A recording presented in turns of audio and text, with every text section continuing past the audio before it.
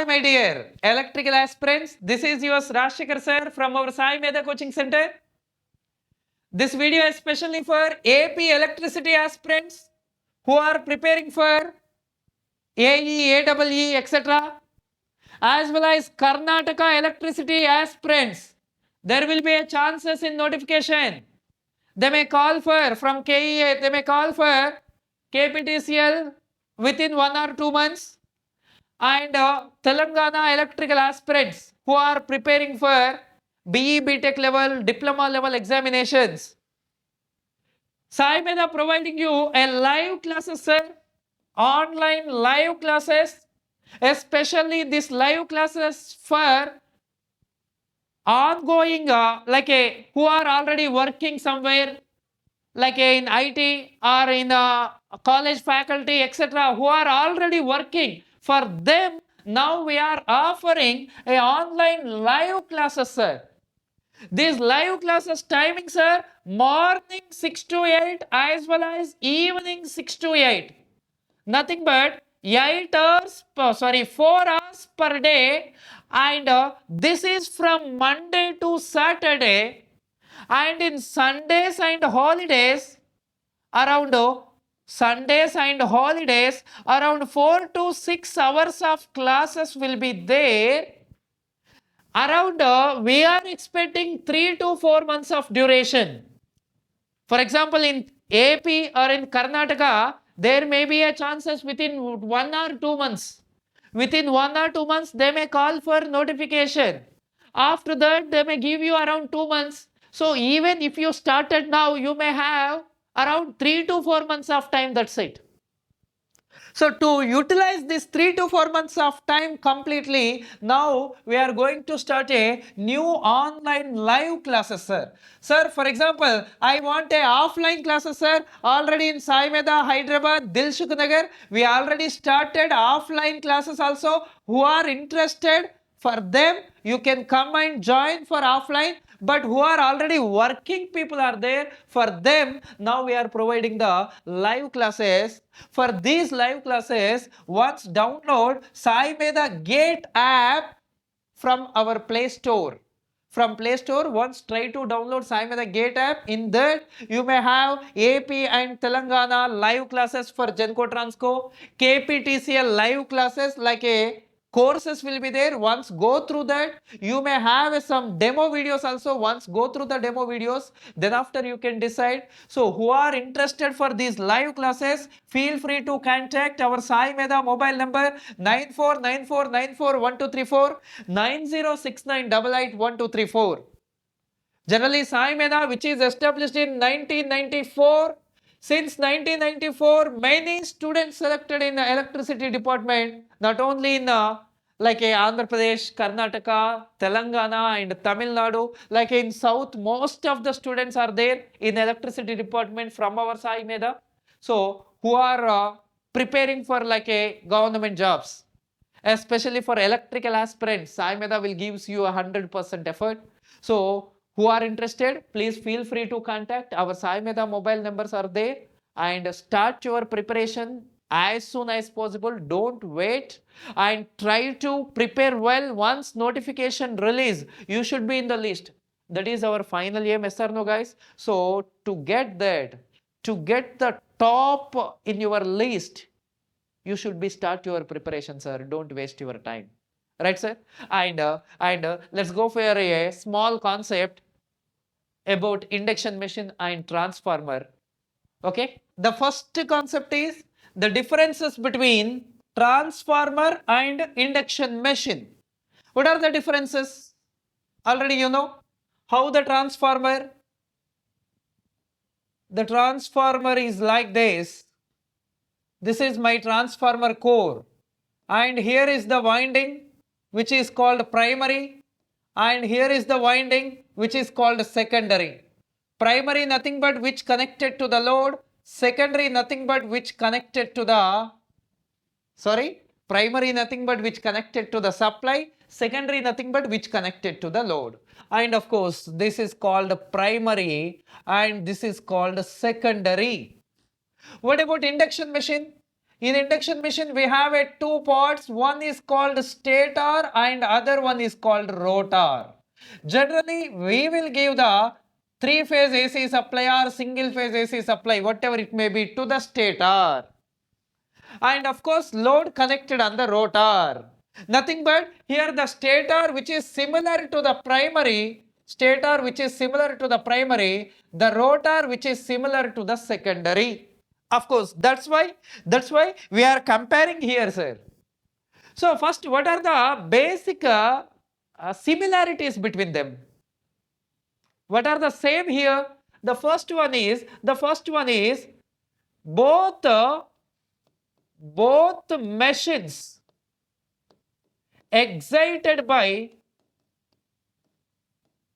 AC only. Both the machines excited by AC supply only. There is no concept of DC. If you go for synchronous machine, armature is AC, field winding is DC. If you go for DC machine, armature is AC, field winding is DC. But here, both machines excited by AC only. That's why these both machines are called single excited machines. Single excited machines. These are not a double excited machines, first one. And both basic principle. What is the basic principle of transformer? What about basic principle of induction machine? Both the machines' basic principle is mutual induction. Mutual induction is the basic principle of these two machines. This is the next similarity. What is the next similarity? Is there any similarities are there between them? We have a primary winding, secondary winding. Primary excited by the AC supply, here also excited by the AC supply. And both having the basic principle of mutual induction. These are few things which are similar to both the machines. Then what are the differences between them? The first one is that, this is a stationary machine. This is a stationary machine and this is a rotating machine. This is the first difference between them, rotating machine. So what, sir? If it is a stationary machine, nothing but the primary is a stator, secondary also a stator. This is rotating machine because, of course, primary is a stator, but the secondary is a rotor. Secondary is the rotor, rotating part of the machine. That's why it is called static device. This is called rotating device.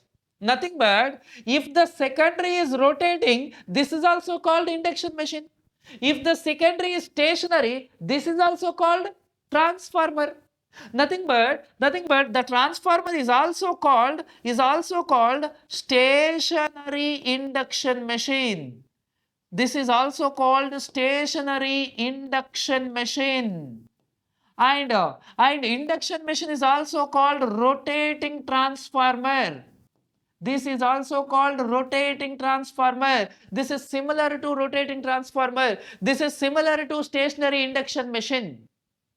And when it is a stationary, in this machine, we have a hysteresis losses, we have a eddy current losses, and we have a copper losses. But in this machine, we have a hysteresis losses, we have a eddy current losses, and we have a copper losses. And also we have a mechanical losses. Simply what I have to say here no mechanical losses.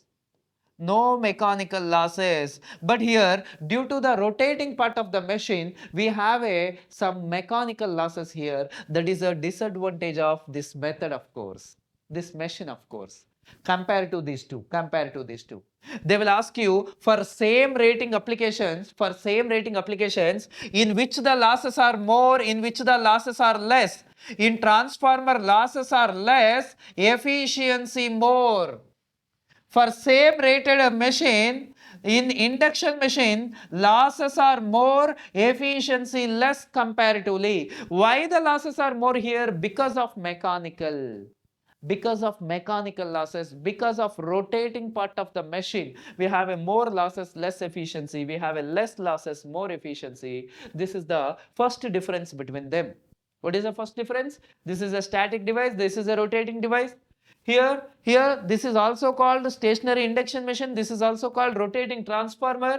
Here, no mechanical losses. Here we have a mechanical losses. Here, less losses, more efficiency. More losses, less efficiency. This all comes under first difference between them. Coming to the second difference. The second difference is that in transformer, the secondary frequency is exactly equals to the primary frequency. But coming to the induction machine, the rotor frequency not equals to the stator frequency. Rotor frequency may not be equals to the stator frequency. That's why the transformer is called frequency matching device. The transformer is called frequency matching device, but the induction machine is also called frequency converting device. Which device is this? Frequency converting device we called. This is a frequency converting device. This is the next difference between them. And the third difference between them, listen carefully, sir. What is the third difference between them? In our transformer, there is no air gap or very less air gap. Air gap between primary and secondary, sir. Actually, there is no any air gap. Here the flux links two windings only through the core itself. There is no any air gap. Yes or no, guys? There is no any air gap in between primary and secondary. No or very less air gap in between two windings. In between two windings actually. Here the flux passes through the core. The flux passes through the core. But here we have a more air gap. More air gap between two windings. What are the two windings? You know, primary and secondary, which are called stator and rotor. Here we have a more air gap. Here from stator to rotor, the flux passing through the air gap itself. The flux passing through the air gap. More air gap, less air gap. We can say that more air gap, less air gap. So what, sir? If the air gap length is more, what happened? If the air gap length is less, what happened? Yes, these are very important, sir. Actually, these are very important, sir. When the air gap length is less, simply the no load current drawn by the machine is less.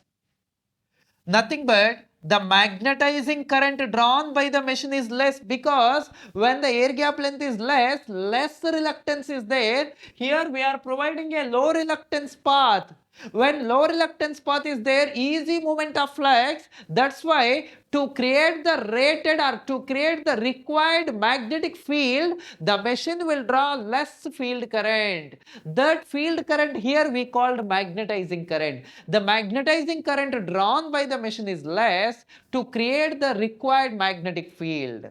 When the magnetizing current is less, ultimately the no load power factor is good. No load power factor is good. But when the air gap length is more, ultimately the reluctance will be increases. Reluctance is equals to L by mu A. This is the length of the path. When the air gap length increases, reluctance increases. In order to create the required magnetic field, the machine has to draw the more magnetizing current. Ultimately, the no load current is more. When the no load current increases, the no load power factor will reduce. The no load power factor will reduce. This concept we discussed in the transformer under no load condition. How it will works under no load condition, I explained there. Once go through that, please. Okay, now can you tell me what is the value of no load current in transformer? The no load current in transformer is just 2 to 6% of full load current. What is no load power factor of transformer? The no load power factor of transformer is 0.22, 0.25 lagging, 0.22, 0.25 lagging. Whereas coming to the induction machine, the no load current is more. How much? 20 to 30% off. How much, sir? 20 to 30% of full load current. Whereas the no load power factor is less. How much, sir? 0.18 to 0.2 lagging. 0.18 to 0.2 lagging in our induction machine. Yes, you know, right? This is about the transformer and this is about the induction machine. This is about the induction machine. So what I discussed here, coming to the transformer, coming to the induction machine, in our induction machine, air gap length is less. When the air gap length is less, the magnetizing current is less, then the no load current is less, then the no load power factor is more. Whereas in induction machine, the air gap length is more. When the air gap length is more, the magnetizing current is more, no load current is more, but the no load power factor is less.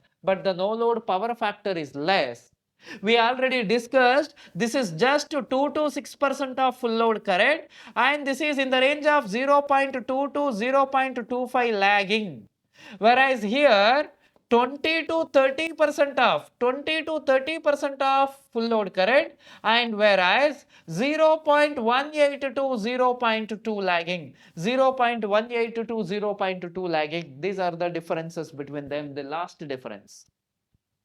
And for example, generally I already discussed, for example, here is the voltage V, our working current will be here and magnetizing current will be here, right? The magnetizing current which produces the flux, of course, you know already, this is our magnetizing current.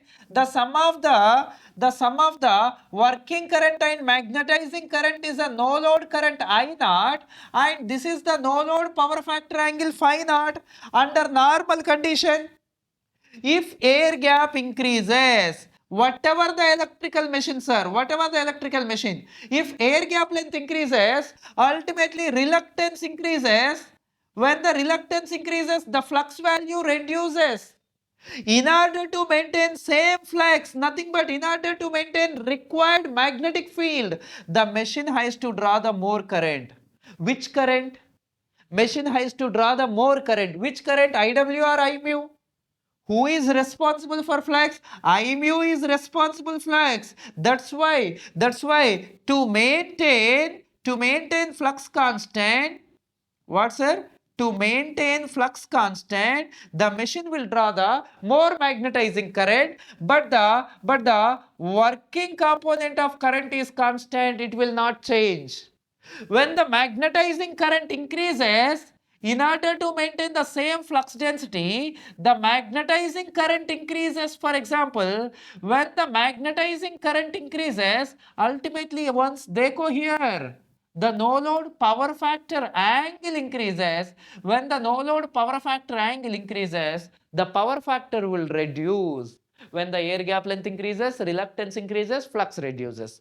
To maintain flux constant, magnetizing current increases, power factor angle increases, power factor will reduce. This is very important point actually. So this is simply the differences between induction machine and transformer. Is it clear, every one of you? Are you clear, sir? Just 3 differences, sir. We don't have anything here. One is a static and rotating. Next one is a frequency matching, frequency converting. And the last one, air gap length.